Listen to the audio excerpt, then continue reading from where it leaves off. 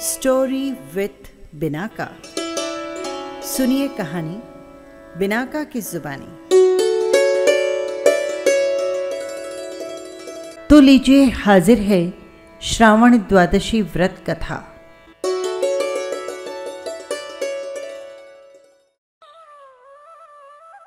प्रणमु श्री अरिहंत पद, प्रणमु शारद माए। श्रावण द्वादशी व्रत कथा, कहूँ भव्य हितदाय। मालवा प्रांत में पद्मावतीपुर नाम का एक नगर था। यहाँ का राजा नरवाह और रानी विजयवल्लभा थी।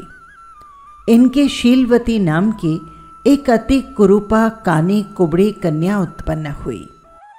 ज्यों-ज्यों ये कन्या बड़ी होती, त्यों-त्यों माता पिता की चिंता बढ़ती जाती। एक दिन ये राजा रानी चिंता कर रहे थे कि इस कुरूपा कन्या से पाणी ग्रहण कौन करेगा, कि पुण्य योग से उन्हें वनमाली के द्वारा ये समाचार मिला। राजन, उद्यान में श्रवणोत्तम नाम के यतीश्वर देश देशांतरों में विहार करते हुए यहां पर पधारे हैं। राजा के उत्साह का तो पार ही न रहा। वो अपने स्वजन और पुरजनों को साथ ले श्री गुरु की वंदना के लिए वन में गया और 3 प्रदक्षिणा देकर प्रभु को नमस्कार कर यथा योग्य स्थान पर बैठ गया। श्री गुरु ने धर्म वृद्धि कहकर आशीर्वाद दिया और मुनि श्रावक के धर्म का उपदेश देकर निश्चय व्यवहार व रत्नत्रय धर्म का स्वरूप समझाया। उसके पश्चात राजा ने नतमस्तक होकर पूछा, हे प्रभु, मेरी ये पुत्री किस पाप के उदय से ऐसी कुरूपा हुई है? तब गुरु ने कहा, सुनो राजन, अवंती देश में पांडलपुर नाम का एक नगर था। वहां का राजा था संग्राममल और उसकी रानी का नाम था वसुंधरा। उसी नगर में देव शर्मा नामक पुरोहित और उसकी कालसुरी नाम की पत्नी रहती थी। इस ब्राह्मण के अत्यंत रूपवान एक कपिला नाम की कन्या थी।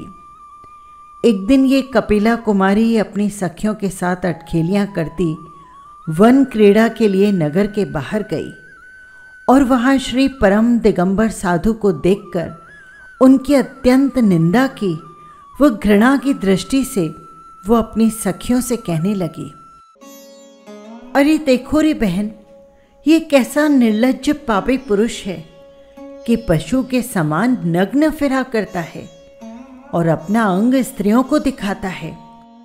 लोगों को ठगने के लिए लंघन करके वन में बैठा है, अथवा कभी कभी ऐसा नंगा वन से बस्ती में फिरता रहता है। धिक्कार है इसके नर जन्म पाने को। इत्यादि अनेकों को वचन कहकर उसने मुनि के मस्तक पर धूल डाल दी और थूक भी दिया।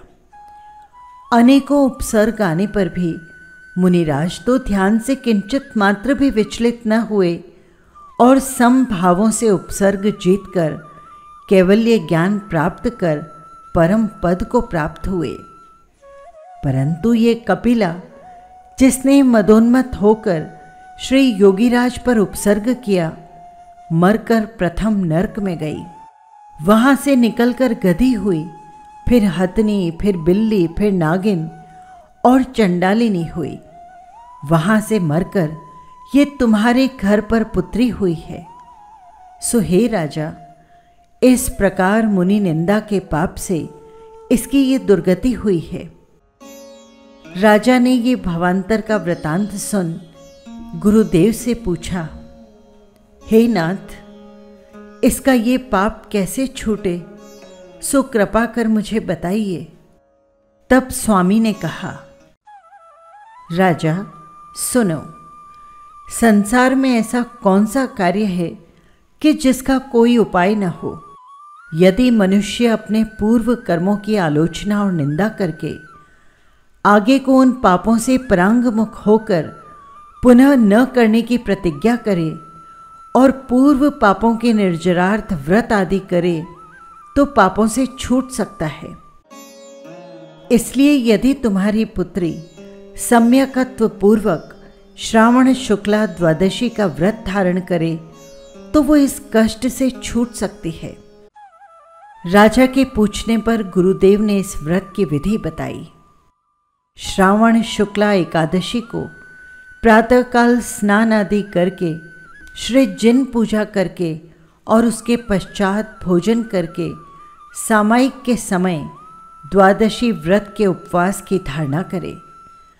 इसी समय से अपना काल धर्म ध्यान में बिताए और द्वादशी को भी नियमानुसार उठकर नित्य क्रिया से निवृत्त हो श्री जिन मंदिर में जाकर उत्साह सहित प्रभु का अभिषेक करे और मंत्रों को स्पष्ट बोलकर प्रासुक अष्ट द्रव्य चढ़ाए और नवकार मंत्र का पुष्पों द्वारा 108 बार जाप करे।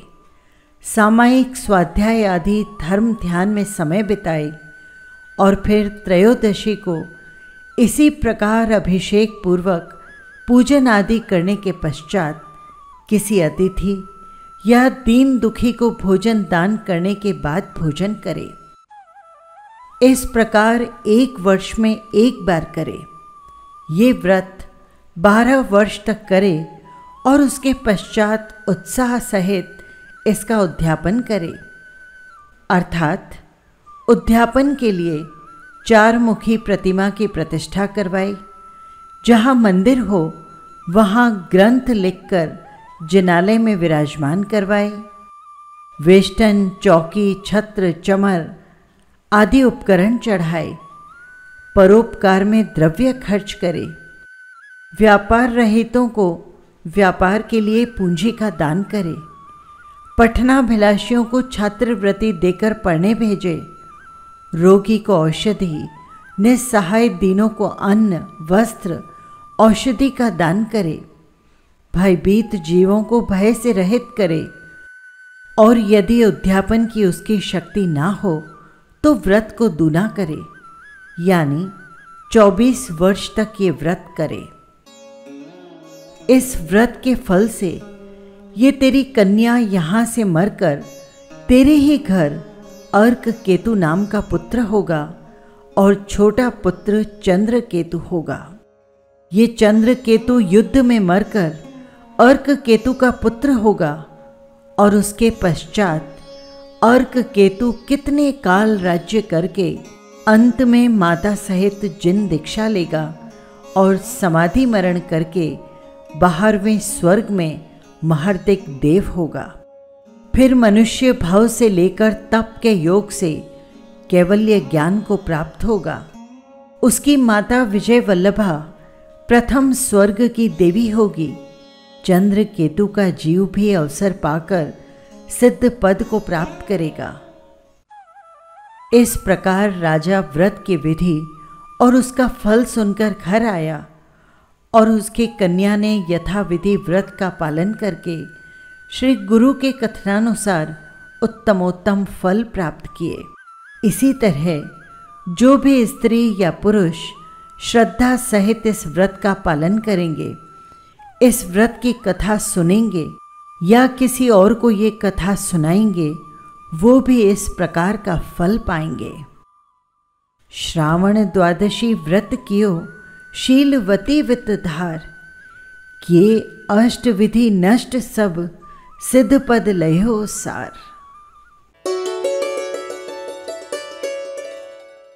बस यही थी व्रत की कथा और पूजन विधि। आपको कैसी लगी कमेंट बॉक्स में ज़रूर लिखिएगा। और हाँ, यदि आपने चैनल को सब्सक्राइब नहीं किया है तो कर लीजिएगा, जिससे हर कहानी सीधे पहुंच सके आप तक। फिर मिलेंगे किसी नई कहानी के साथ। जय जिनेंद्र।